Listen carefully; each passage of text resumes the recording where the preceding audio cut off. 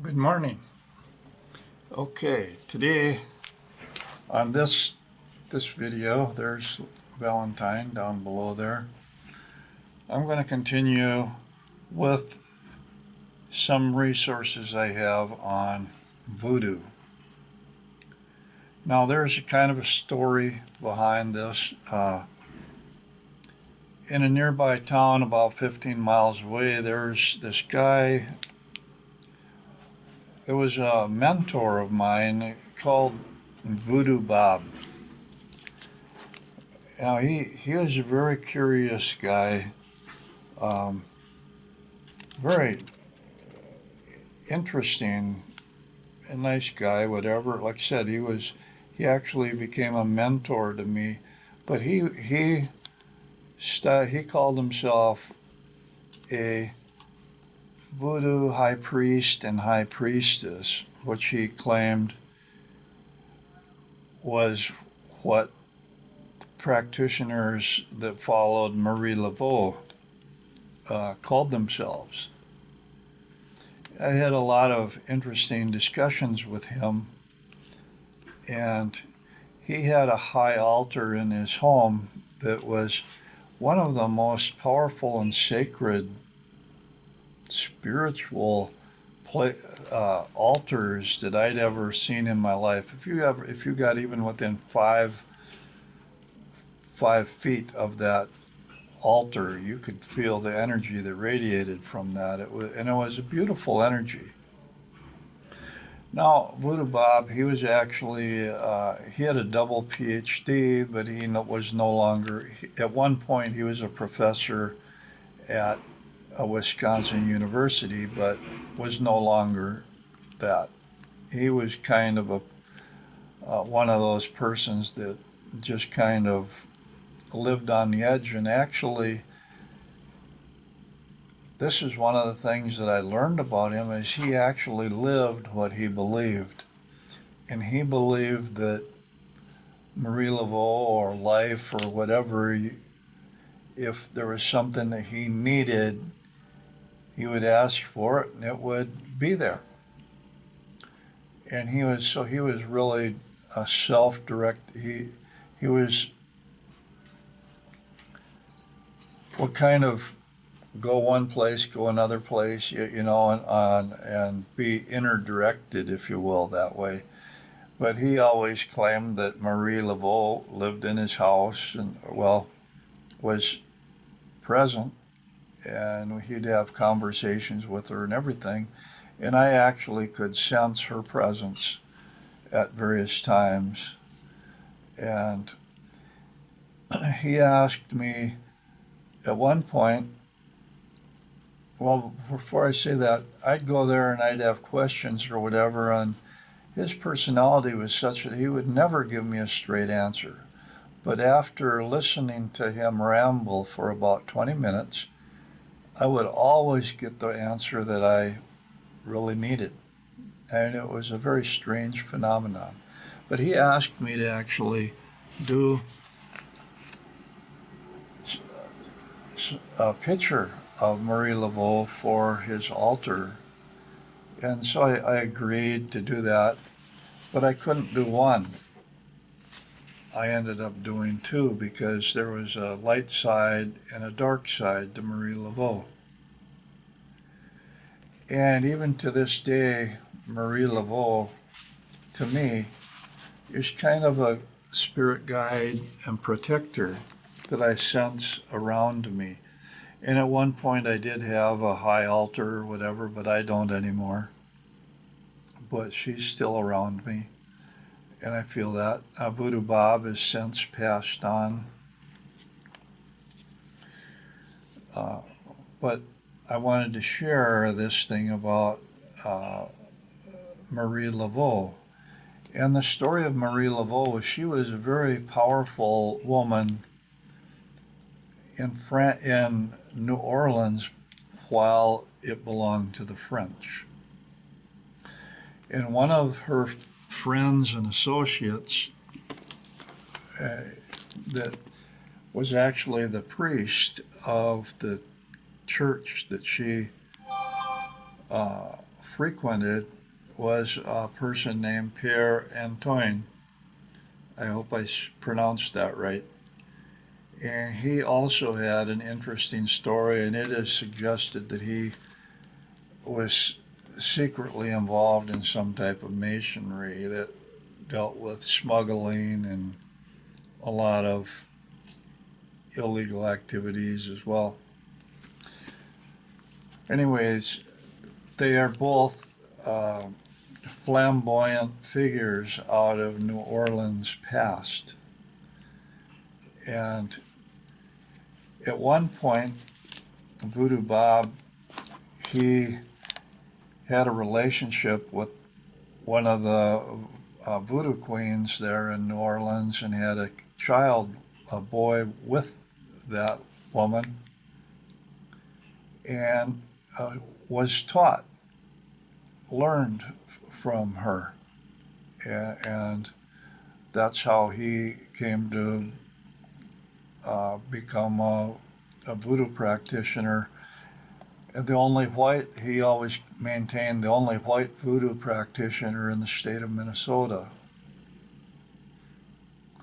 And it is interesting that he would have people that would come to him to help out with various things.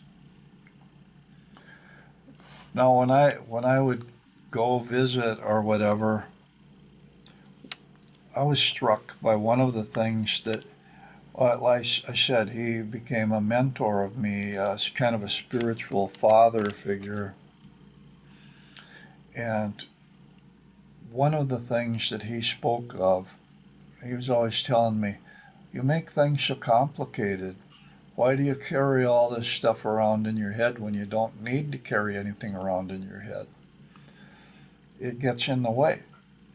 And he said, if you ever want information or you want something, what you do is you just reach up to this door that's there, and you open that door and you reach in and you grab what you need and you pull it out. And I was kind of like, well, that sounds pretty nice, but how do you do that? I don't know how to do that. He says, well, you gotta blank your mind. You gotta whatever. And I didn't get it. I didn't understand. And then one day, it was while I was drawing these drawings of Marie Laveau, I realized when I'm drawing, I open myself up and I let that energy come in. And it guides me and it helps me to do what I need to do. And that is what he was talking about. Now, we all have something. Maybe it's if we're riding a bike or if we're working at the gym or if we're out for a walk, or there's some time when we kind of open ourselves up to the creative process. Because voodoo is a lot about opening ourselves up to that creative process. However, in a way, that can be also a type of possession. Which brings me to this next book that I have, The Mark of Voodoo, by Sharon Calder, PhD. It's a very fascinating story about this woman's going for her roots. It's in midlife, native New Yorker Sharon Calder left her successful physical therapy practice to find her soul among the Voodoo people in the Republic of Benin, West Africa. Mark of Voodoo is the story of her amazing experiences with sub-Saharan African voodoo, the root of all voodoo, including her initiation into the spiritual hierarchy as a full-fledged chief and her romance with the supreme chief, who was her teacher. Now, her teacher, this was exciting because in the story she tells how the supreme chief was invited by the Dalai Lama to go to Tibet and to give demonstrations of his own spirituality and power. And what was happening was the Dalai Lama was calling upon people from all around the world to come and give demonstrations of their power and their teachings, whatever. And everyone was given 1 hour. He was actually given 2 hours. One of the things that he did to show his strength or power was he sat down on the head of a bull and it actually died, I think, is part of what he was talking about, which was kind of a strange thing that I think of the Dalai Lama watching.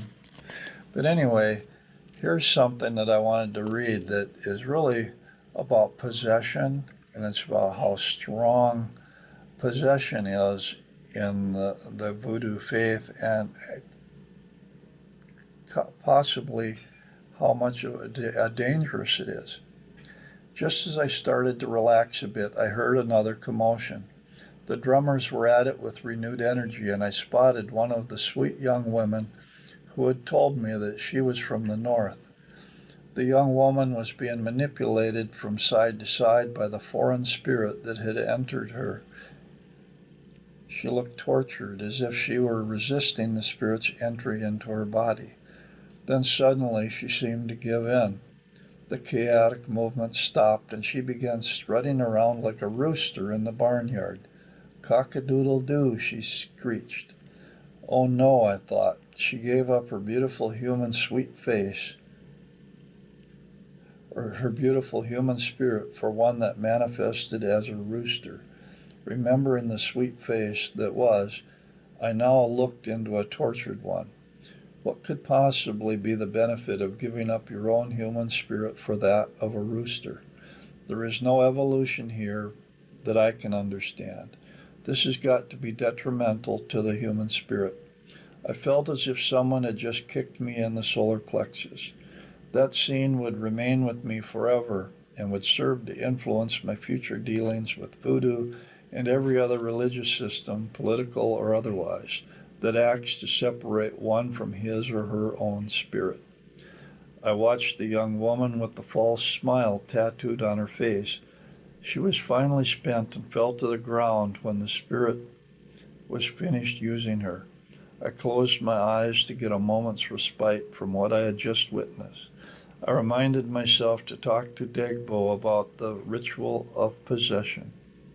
I wondered if religions in general had gradually evolved from being institutions that provide moral, ethical, and spiritual guidance to its practitioners to become institutions geared toward controlling the masses. Voodoo is no exception. The problem is that strict control leaves little room for creative thinking and thus intelligent living. It works against the process of raising one level of consciousness. This was a very strong warning. And it's kind of freaky to think of a young woman being possessed by the spirit of a dead rooster. Here's the last book here, Voodoo and Fire, The Living Reality of Mystical Religion, by Meletta Denning and Osborne Phillips. Now this just kind of talks about voodoo in another light, but what I want to talk about is, I'll leave that. I'm going to talk about these color pictures. These color pictures actually show lines of force that are able to be photographed. If you think in a voodoo ceremony that it's all made up, you're not seeing what these pictures are showing. There's real energy, there's real force that's generated, and it is being deliberately worked with and manipulated.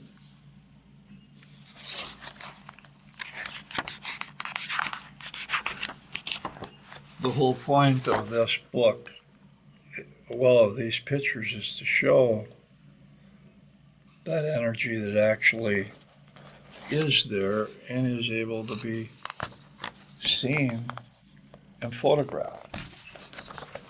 I'm trying to get some of these pictures.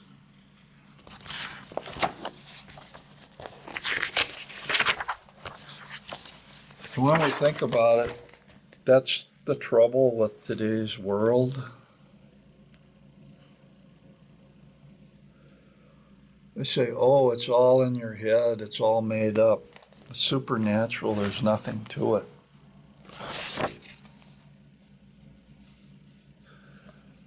So, can you say there's nothing to it?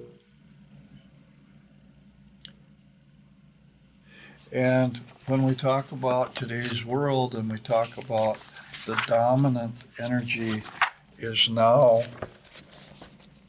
from the root chakra, we're talking about energy like voodoo. We're talking about this energy, this root chakra energy, is the dominant energy that's going to be available. I can't tell. I guess this is the way this picture shows. Yeah, because it's got the column there.